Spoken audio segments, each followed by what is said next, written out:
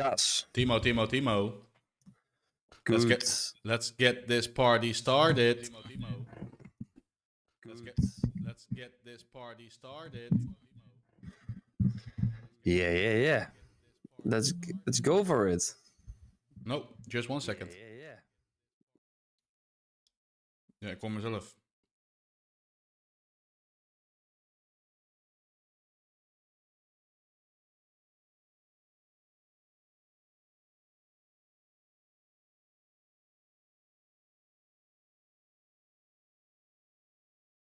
Test. Yes. There we are. There we are. This is better, huh? No. This is way better. Only I'm missing the music right now.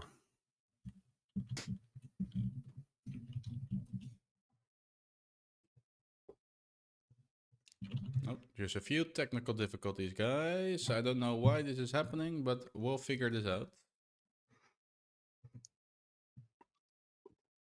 We going to fix everything. Are we live?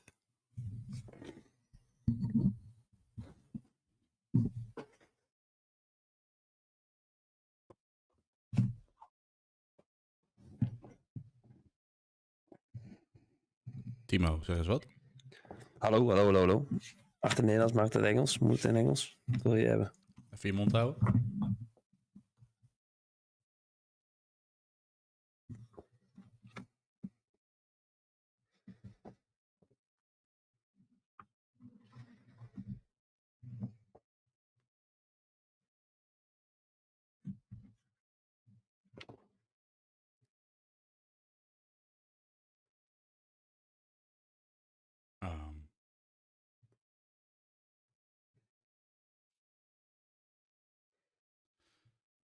Okay, found it. Got it, Yeah. guys.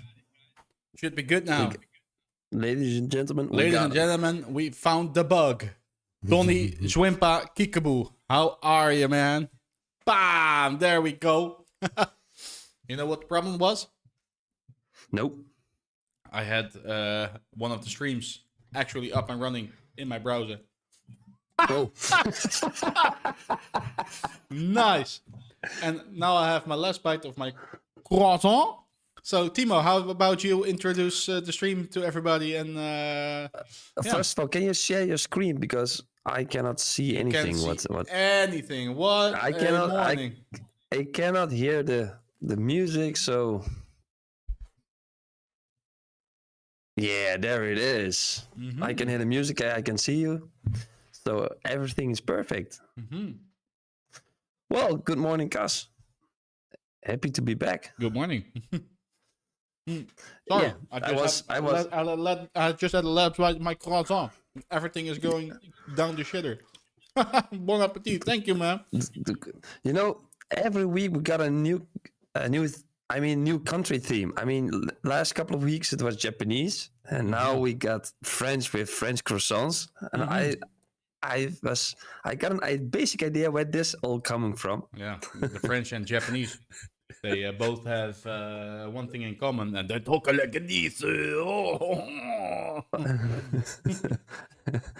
Well, a couple of weeks ago, we got the topic of the Nintendo, and now you got and this Monday you played a lot of Expedition 33, and that's a lot of French. So you're talking French and you're eating French croissants. So I think an actual French man will kill me for eating this specific croissant.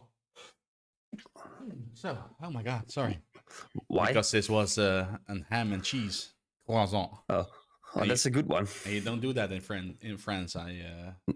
That's what I heard. Okay, so they don't have it. I think that was a typical Dutch thing to do. Oh, of course, because we butcher everything, right? We make everything better. Yeah, man.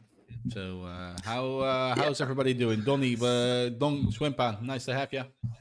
Thanks for checking in. Good morning, Timo. Good morning. What a week, huh? Yeah, it was quite a good week. I mean, I watched your stream with a lot of joy, and we're gonna talk about the Xbox, the story continues. Yeah, it just keeps continuing, man.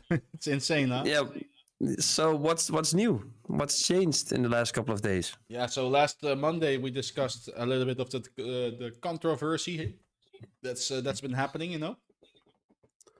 And part of the controversy was basically I don't know what they are doing, but I think they're killing their own brand.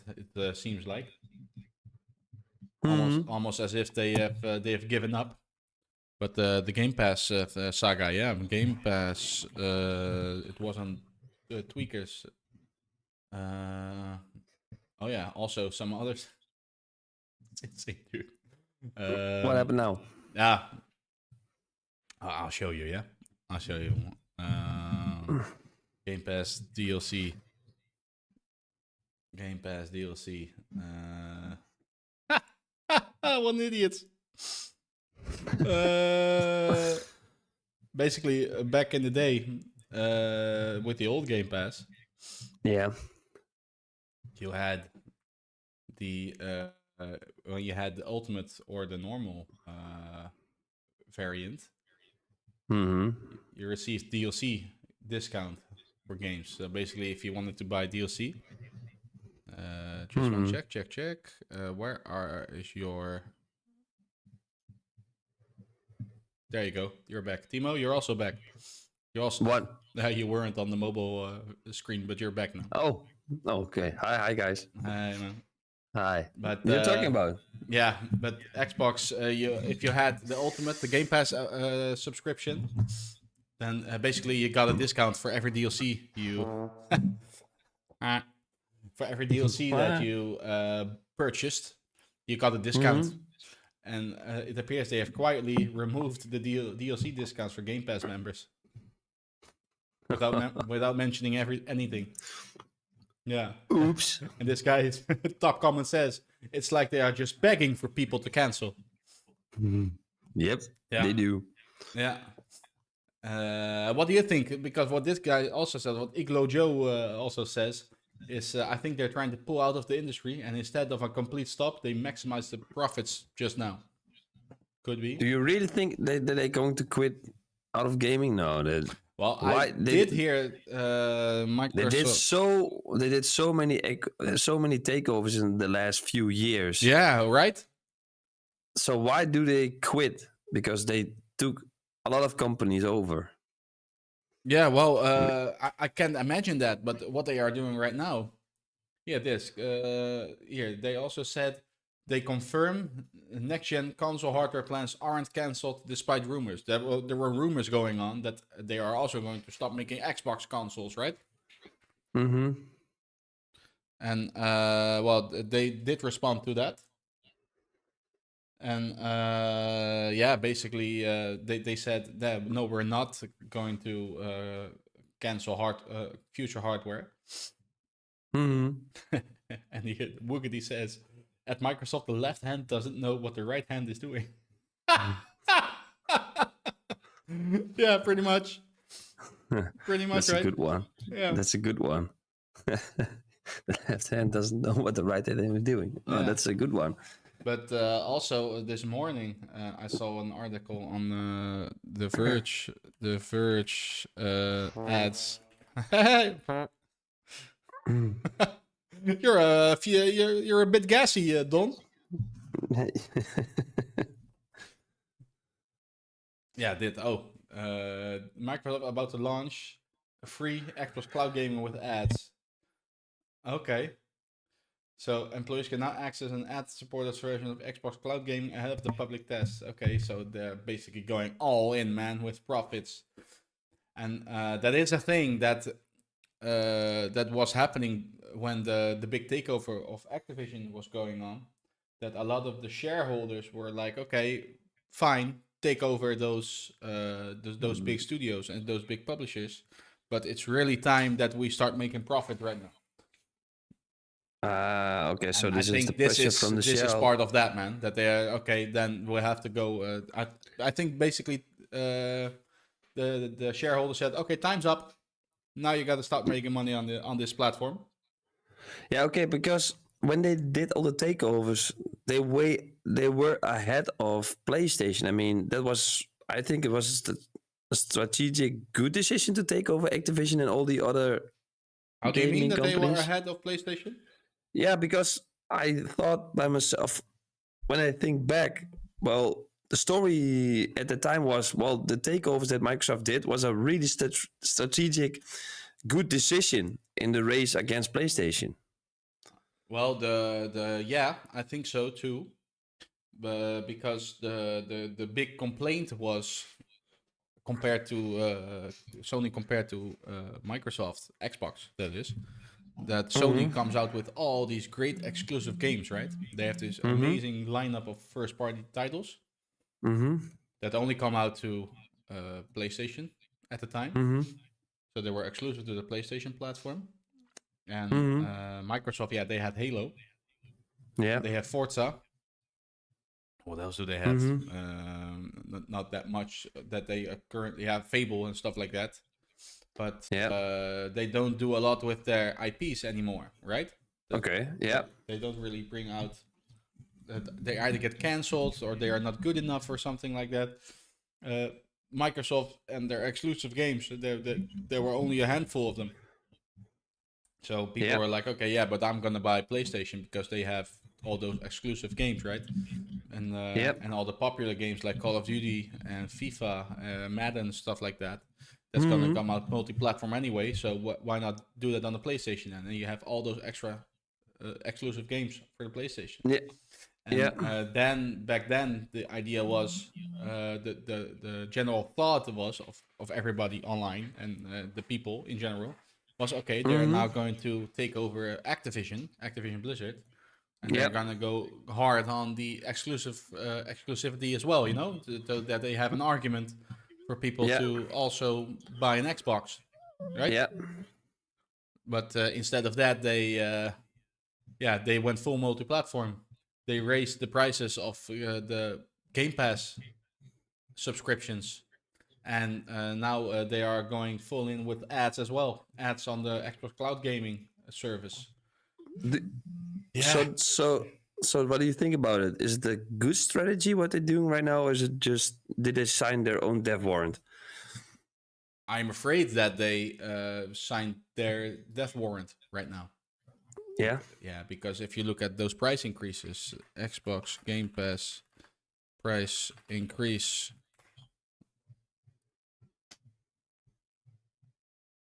5 days ago, usually subscribers go to slowly forward the route with price increases, and they rarely do aggressive price increases. The question is, why did Microsoft feel the need to do an aggressive price increase?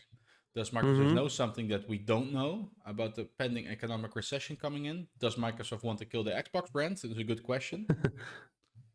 Could be, yeah. It could be that they want to kill the brand because it's, I don't know if it's profitable. Anymore. Yeah. Because they selling, is it the same thing with PlayStation that is selling the Xboxes for way cheaper and they make profit on games? The same what PlayStation does? But that's something that hasn't been going on this entire generation, man. Back in the day, PlayStation 4, PlayStation 3, 2, those consoles were sold at a loss. But all the big console makers, also Nintendo, they all introduced for the first time ever price increases to their consoles. So PlayStation got more expensive. Xbox got more expensive. Xbox had 2 price increases this year. So they talk to each other. Let's increase both. No, they react to each other. That's for sure. Do you think that did they react to each other? Or did they agreed both to raise prices? No, they all came after each other. Okay. So Sony went first. Well, that's the thing, because that's what I've been saying for a long time now, that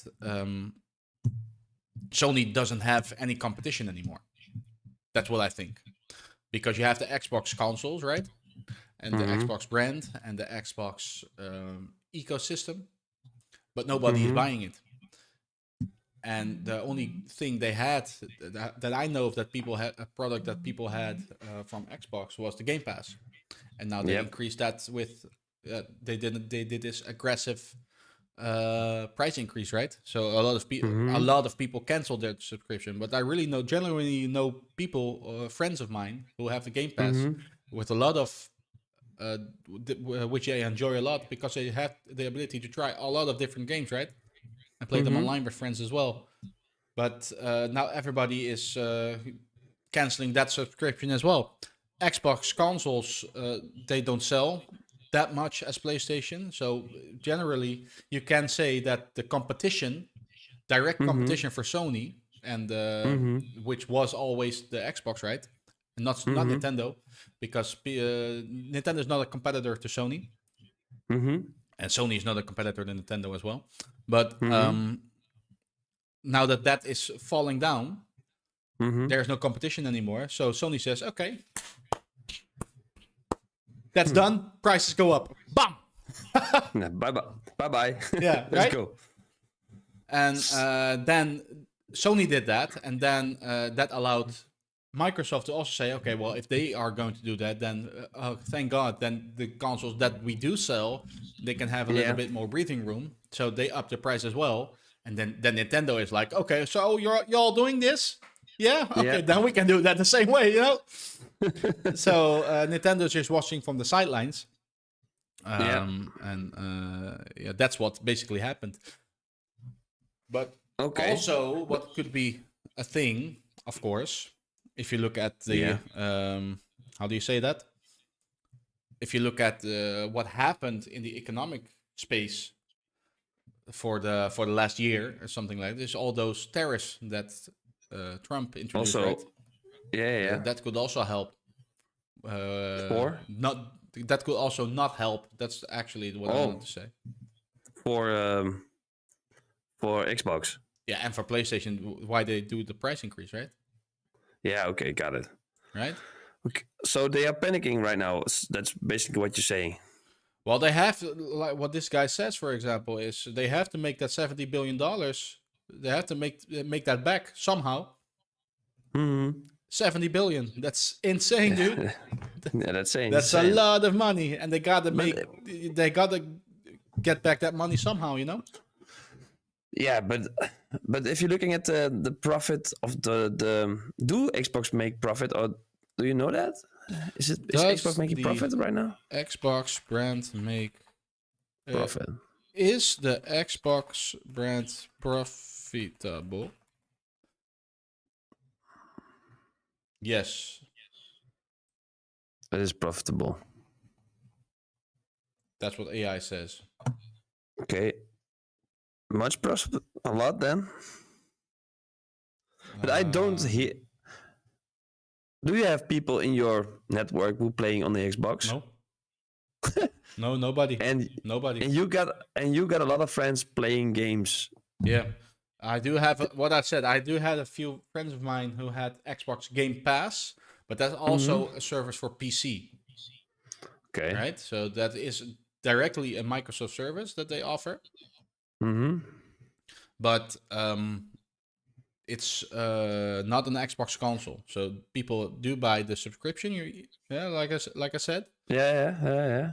And but they don't buy hardware anymore. I know of someone in my direct contacts who have an Xbox, and they only recently purchased a really old Xbox One console. So really? That's the last one. Because and you know a lot of people in your friends circle that play games, right? I mean, nobody is playing on the Xbox. No. And I do have a lot of that's the crazy part.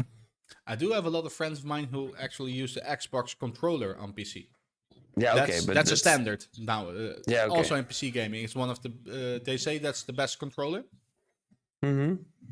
I digress. I'm not sure if that's the case, but a lot of people say that they think that's the best controller there is. Yeah. Okay, cool. But if you can make a prediction for Xbox, and I will write the date down, 8th of... Xbox is falling way behind, yeah, it's really falling way behind, Don. I totally agree. And also, He ate some spicy food yesterday. That explains the farce, right? Yeah, got it. So I will gonna write down the date. It's 8th of 8th October. Yeah. 11:26. Cas, what's your predictions? What's gonna happen with? Yeah. So what do you think? What do you think is gonna happen with Xbox and Microsoft and the whole gaming? What rumors do you think it's true, and what do you think it's not true? I think they are going to eventually they are going to crumble. Now, not crumble. That's totally the different word. I think they're going to come back from that decision from the Game Pass, and that they are going to be more consumer friendly. This is all. You could also say that the same thing happened with the launch of the Xbox One. The launch of the have you ever heard that, Timo? Nope. What Please tell you me. know what I'm getting at? Nope. Okay, let me see if I can find that video. Yeah, Xbox One release supercut review supercut. Yeah, I think this is it. Yeah. On the 3 minutes E3 announcement 2013. Yeah, okay, let's see this one. Because the Xbox 360 was dominating, right? Really dominating the space. And if we go here, yes, we go here. Supercut of 1 minute and 40 seconds. But they were dominating the space with the Xbox 360, and they basically thought they had everything. They could do everything they want. And basically, with the Xbox One release, that was a disaster. That was the moment that Sony completely came back from being behind in the race, you know? Yeah. So this is what they did. Let me open this. Ladies and gentlemen, introducing Xbox One. TV experience. TV and movies. TV. Xbox. Watch TV. TV. TV. TV.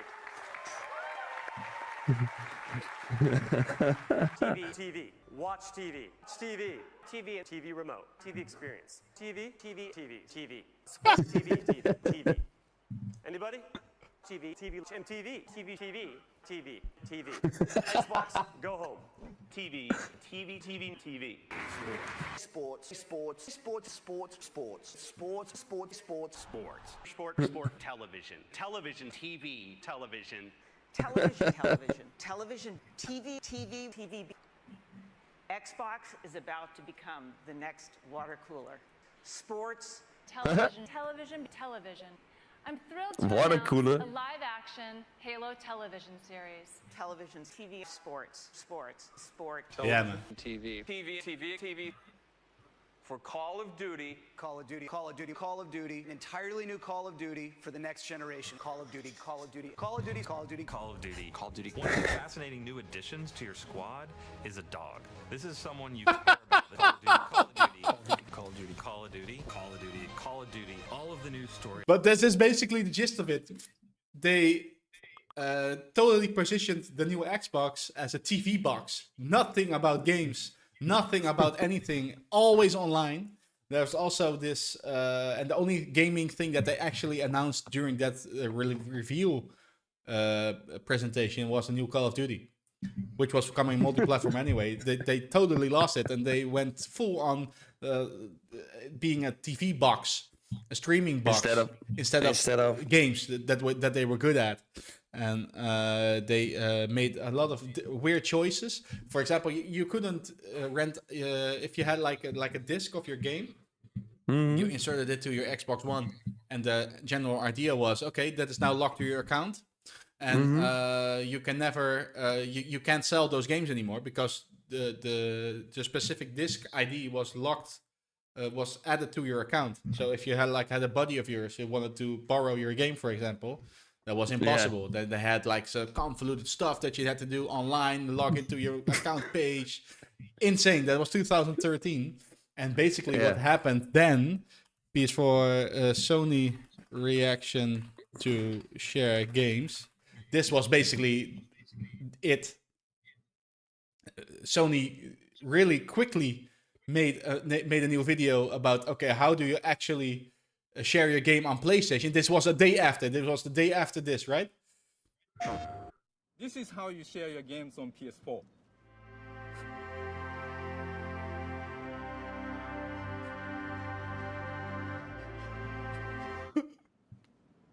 Thanks.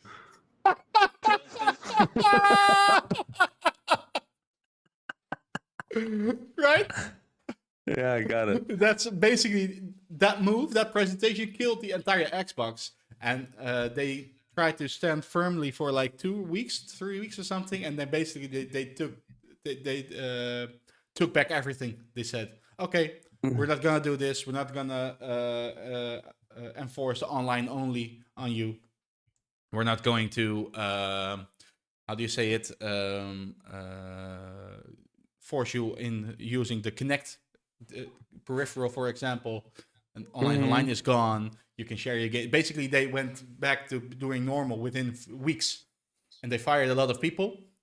And but yeah, the damage was done already, you know. And I think, oh boy, this is basically Microsoft at their best. They always do stuff like this, and I don't know why they would do this, and why there are people in that company that think this is a good idea. But I think they're going to come back from that from this story. To be honest, yeah, that's my prediction. So, but you're not going to think that Microsoft going to kill Xbox over time, or do you think they can win their position back, or do you think it's? What are they going to do? I mean, why is so many? Why? What I think that maybe is a general question. What do you think? Because they will make a prediction about the future, how gaming is going to be look like, and how you're going to game in the future. Mm-hmm. What do you think that Microsoft? Do you think that Microsoft still have a vision for the future, and do you think that they are right? Or do you think that's going to be a complicated game?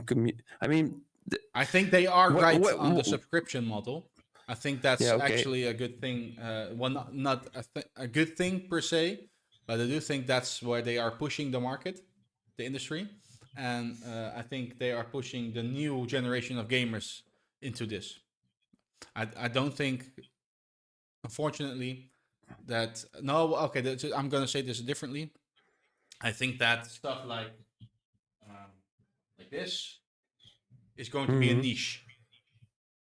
This used to be the norm. Yeah, just physical games, and with a booklet and a disc and stuff like that. You know, I think that's going to be a niche, like for collector's editions and stuff like that. Hey, what does Jay Munder say? Hey, good morning, Jay Munder. How are you, man? Good morning, by the way. They brought this Russes to themselves into this place. They own some of the biggest corporations. Yeah, they do. Yeah, and the thing is, I think they really have to make money now, and that's what they are trying to do. And I think they are basically just min-maxing their entire strategy. Okay, how can we make the most profit? Yeah, okay, but I'm confused because the reason why I'm confused is, and when I listen to you, and I totally understand what you're saying, and I get you. I mean, you do something to maximize the profit, but what I learned from the gaming community in the last couple of years is, well, if you just focusing on making money, is not going to survive very long. That never works. It never works. That never works. No. That never works. You have to give the consumer number one. But what I'm curious about, I mean, they will think about the future of gaming. They're spending so much money into gaming. I mean, if you look at the Saudis and the takeover of EA, my question is, where do you think everything is going? Because they invest a lot of money into the gaming community, but they're also losing a lot of money because I don't know what's going to be, how is gaming going to be look like, and what parties. I mean, Steam is going to stay there. When I listen to you, Microsoft's not going to stay there. PlayStation is not going to stay there. I think they are going to stay there, but I also do think that they transition. transitioned this market into subscription-based gaming. Yeah, And okay, Sony followed suit because Sony also offers a subscription like that. Nintendo, in some form, offers a subscription like that. I think that in the future, I think in maybe 5 years or something, 5 maybe 10 years, it's going to be the norm. You just have a subscription for everything. And if you want to have like a special edition or something, or you're an indie developer. But Steam is the big winner in the. Steam is the big winner. We talked about it yesterday on the phone. I mean, when you buying a game, it's yours. And the problem is, if Steam's going to go away, then your games go away. But Steam is the big winner in this. Well, right? that's the whole funny part. Steam is like, okay, you do whatever you want, man. And this is an excellent opportunity for Valve to step in and release a Steam console right now.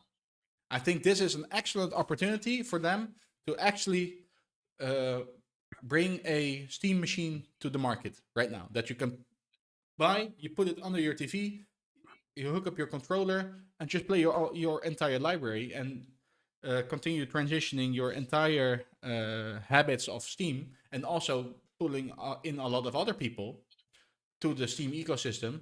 And Sony and Microsoft are going to be flabbergasted, I think, when they do that. But why is, I mean, Nintendo subscription, Sony subscription, Microsoft subscription, and I understand this subscription model. I mean, it's continued revenue of money, so that's a good thing.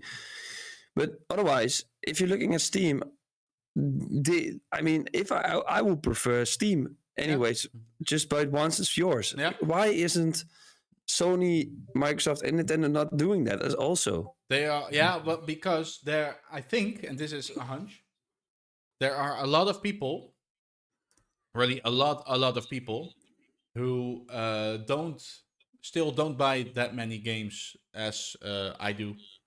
Jay Munder does, Roby1. I know a lot of people who only buy the new Madden, the new EAFC or FIFA games, or only Call of Duty. Those are the only games they buy each year. And if you have those games, that's all you play every month, every day, or every week. And you have a subscription that comes with that included. You don't have to pay upfront 80 euros. And you also get a lot of other games added to that. So that's a bonus. Okay. I can see that people could say this is value added to that proposition, you know? You have a lot of added value for less money. But isn't it just like renting a house or buying a house? Is it not the same story? Yeah, it's the same story. Yeah, I think that's a good comparison. Yeah, so that that sum has totally changed, because if you pay $360 per year for a subscription, it will be more efficient to just buy those 3 games you always play. Yeah, exactly. That's 240 euros then. Yeah, for 3 games. That's indeed more efficient to do that, but that's now. Before, like a week ago or something, that wasn't the case, and that's why I don't understand why they did this aggressive price increase, because it used to be 180 or 200 euros or dollars a year, and they now drastically upped that price to be questionable again. Thank you so much. Oh my god. Yeah, push the button. Yeah. Right? So yeah, okay.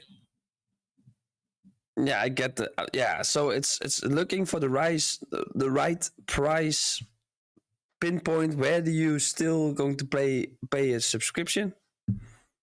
Sorry, come again. So it's looking. So if you are Xbox or Nintendo or PlayStation, you have to look for the sweet spot when people do buy the subscription, and not going to want to buy all the games separately. And I think this could also just be a test, right? Okay, we're just gonna do it and see what happens.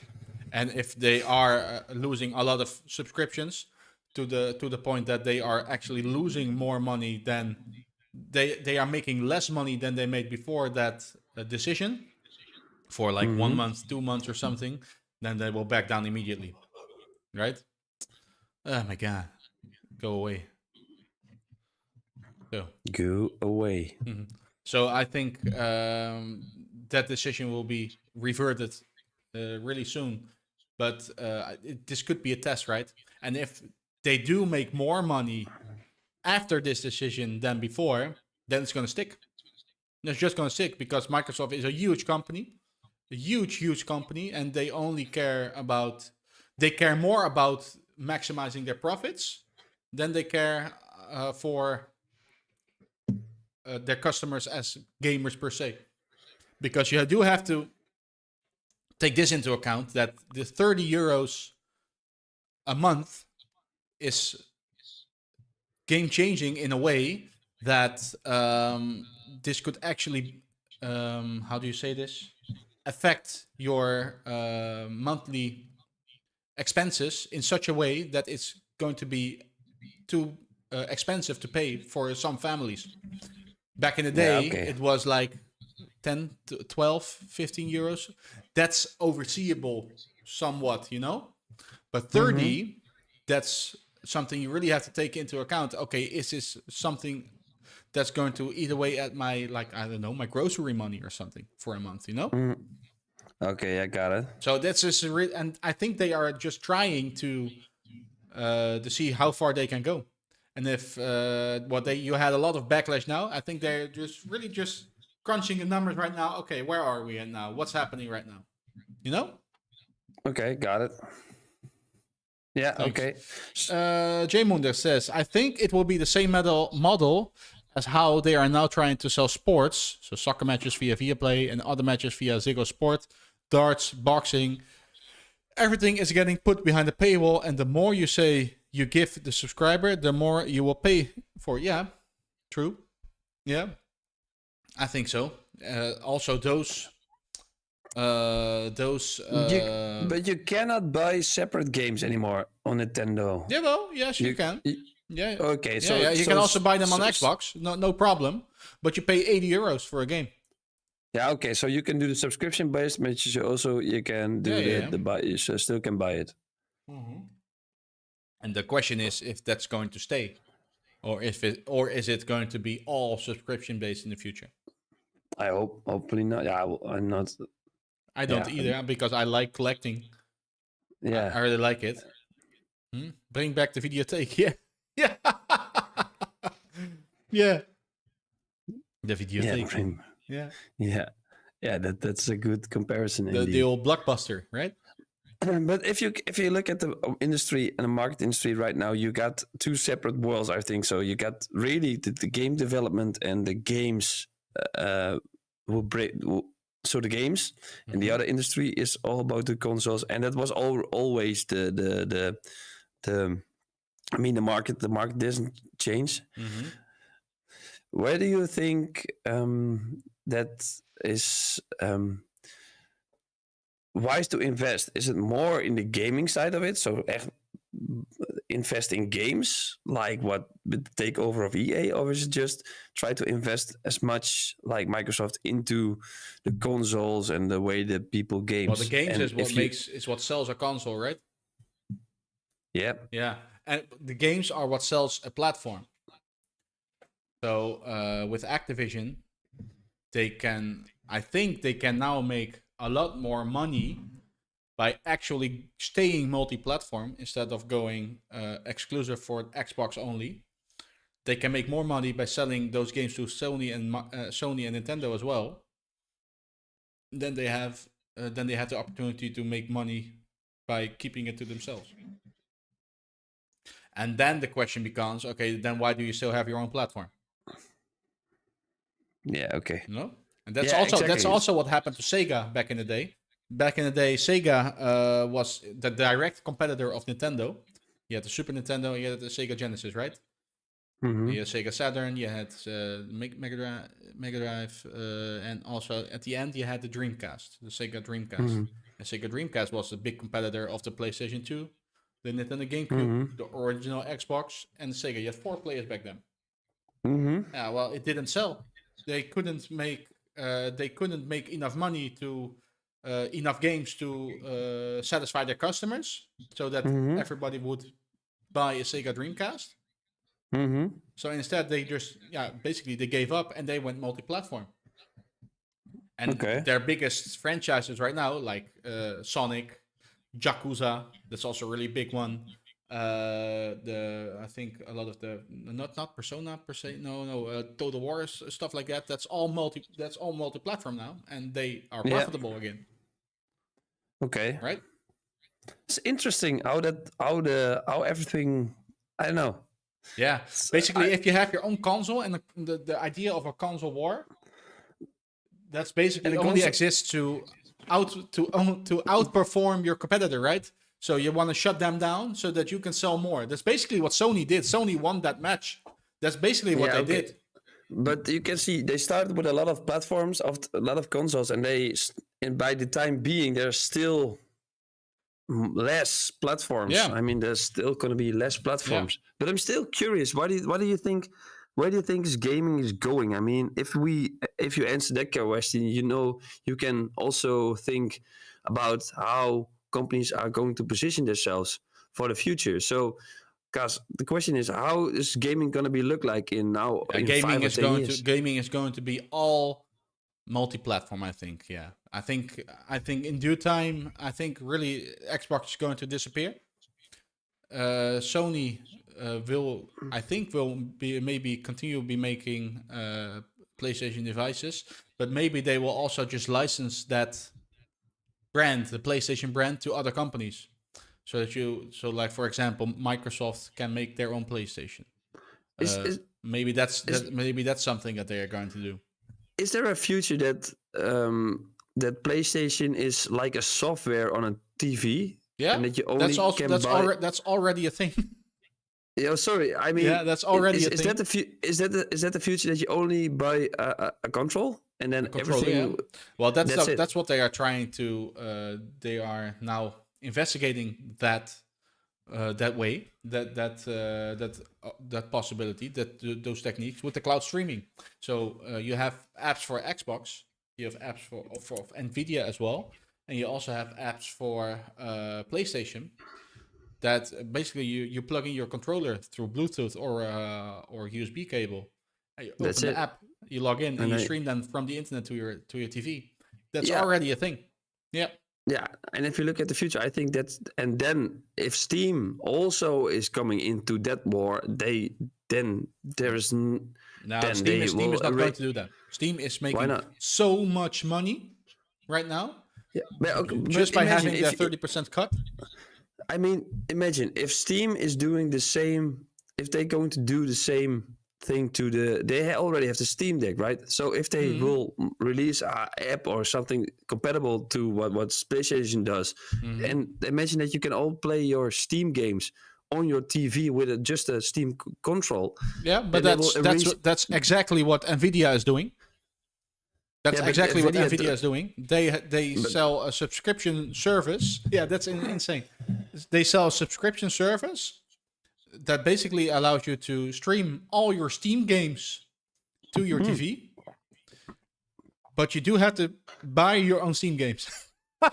Yeah, okay. So you can connect your Steam account to your Nvidia GeForce Now account. That's how it's called, Nvidia GeForce Now. And then you rent a big computer from them. So you don't have to buy your own hardware anymore. So they're starting already with that. So then gaming's going. So if we're looking at that perspective, there's going to be no console anymore then in the future. Yeah, maybe. If you look at it from if you look at it really swart-wit, black and white, why do you have a console? Yeah, good question. If why should you have a console? Yeah, if that's already what's a console for? Yeah, play games. Exactly, to play games, right? It's just you don't need it anymore. It's a vehicle to allow you to play games. And I think that the big players like Sony and Microsoft, they are starting to see right now. Okay, well the box, we don't need that anymore per se, because we can also deliver our software to other the other platforms as well. So a lot of people can enjoy their games on that other platform as well, and then they can start making money because of that, you know. But I do think there is still a place for consoles per se, but only if they allow you to play games in a different way. For example, what Nintendo does with their motion controllers and stuff. Yeah, that's what they allow you to do. I think there is still a place to do that, to have a place like that in the market. But that's the secret about. I mean, that's the whole Nintendo business model, right? Yeah, be different. Do your own thing, indeed. Yeah, do your own thing, and so I think Nintendo will survive. Anyways, I mean, they do their own thing, and the console is needed. But if you're looking at the PlayStation, the Xbox, maybe Steam as well, and I heard you saying right now that Nvidia is also developing the technology that you can integrate everything in your TV screen. So then the whole market is going to change, and the way that gaming is going to change. Yeah, I think that the entire gaming industry, the entire gaming landscape, and everything related in this industry is on the verge of in a really big transition at the moment. We're going from disc physical only to digital only, and to a place where does exclusivity even matter anymore? And extinction, on the brink of extinction. Yeah. Maybe, could be. Nintendo is still selling like crazy. Sony is still selling like crazy. I don't think extinction, but right? No. People want games. I mean, the audience doesn't change. I mean, it's still going to be the same. There's going to be more, but I don't know. If I'm looking at it, the market of the war with the consoles is going to be to an end. I mean, there will be more investing in games, and then it's going to be in the console industry, right? And I think we're up for something cool and something new and something exciting, but it's also going to be really different. And Jay Mundo also said, compare it like this: the leap between the Nintendo 8-bit consoles, the NES, and the Super Nintendo, that 16-bit console, was huge back in the day. And compare that to the same difference between the PS4 and PS5. The gap of new technology seems to be really smaller now. Yeah, that's true. Yeah. I wanted to show you something. If you want to react on this comment with something I noticed a few weeks ago. Look at this.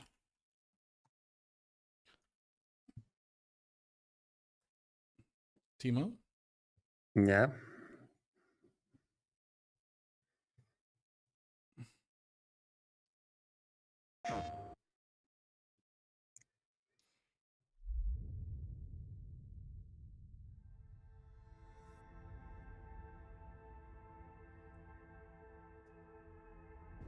We like to think it's paradise where we live.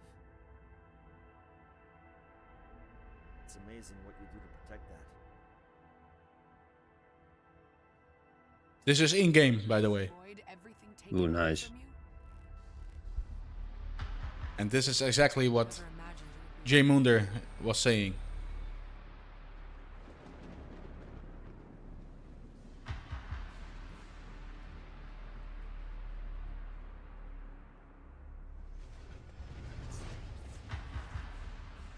The ends justify the means. They may say differently to common folk, but you and I understand that this is the reality of life. And it begins with your destruction!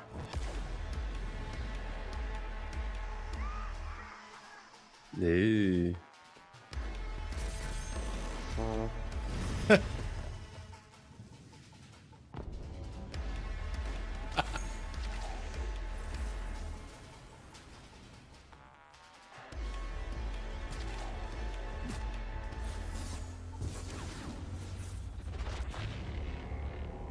We must stand up to this barbarism. The world is watching. They will see who is right. They will see who stands on the side of truth.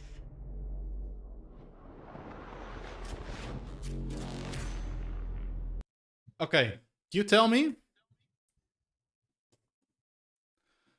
It's you tell me what platform this was on, Timo. PlayStation. Yeah, which one? Oh, sorry. I guess PlayStation 3. I don't know. No. That's too 4. much of the point that Jay Mundo was making is the gap between PS4 and PS5 is so small nowadays. And this is a PS4 game, so that's the last generation. But not even that. This is a release title for the PlayStation 4. So this game came out. Killzone Shadow Fall release. I think it was 2013. This is 12 years old. Wow. Look at those it's insane. Look at those graphics, man. Look at those graphics, man. It's insane. Yeah, that's insane indeed. Let me please. So if they can do this in 12 years ago, well, right? It didn't change that much. Where is my? Where's the image? Ah, come on, game. Look at this. 12 years. 12 years ago. Yeah, but it was perfect back then already. It didn't change that much if you compare it to now. Look at this. Screenshot from that game. It's that's 12 years old. 12 years old. Yeah, and, okay. That's exactly the point that Jay Mundo was trying to make. Yeah, the gap isn't that big anymore, and they don't. I don't think if you're going to go for full raw power, because that's what you need nowadays to improve, right? It's going to be harder and harder and harder to distinctive to separate yourself from other parties, you know. To be different, to be better, that's going to be harder and harder and harder. And Nintendo doesn't care about that. They make ugly their games. own genre.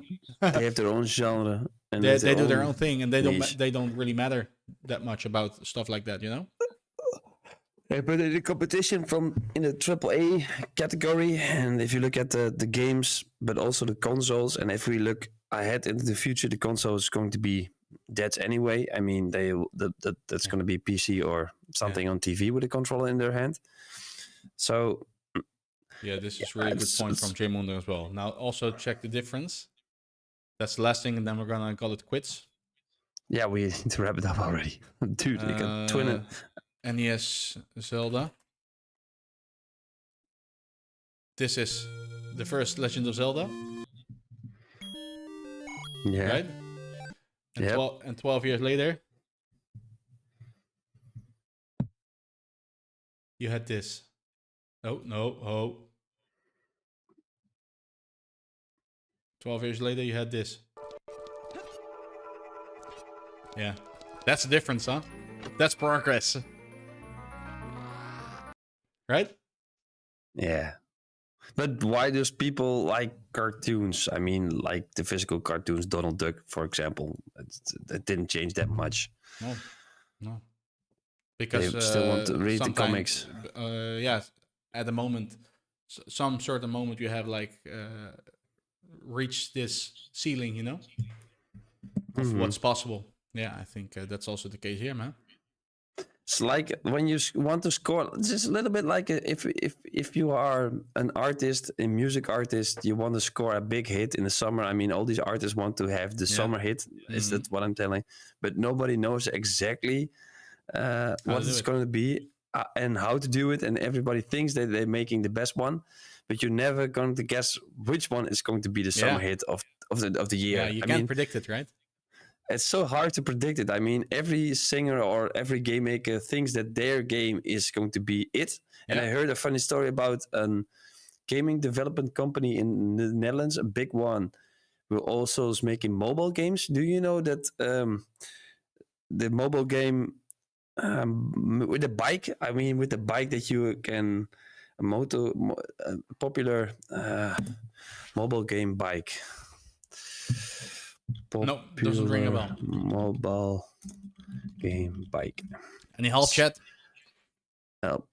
It's bike race. Bike race is bike race. I have no clue, man. I think it was bike race.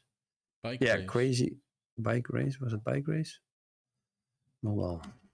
Mobile. Yep. And I want to. But what's the point that you want to make? Oh, sorry. I will. I will come to the point.